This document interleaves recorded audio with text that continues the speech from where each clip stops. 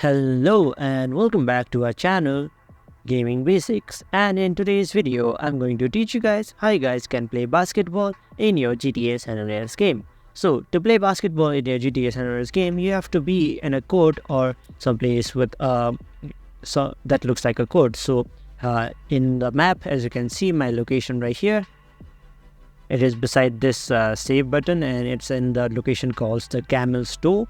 You can come here and you can find these codes. Now you can go over it, and once you're in there, or you can go over to a place which has a ball, then it shows you that press T to play basketball. So you can press T, and after that you can roam around with the ball, and then if you hold down your left stick button, CJ shoots the ball.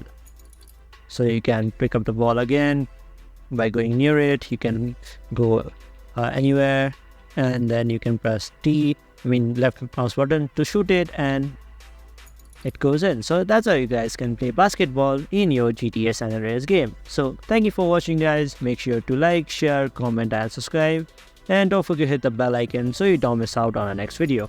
Also, if there is any video that you guys want us to cover, then please comment it down below and we will do so for you guys. So thank you for watching, and see you guys next time.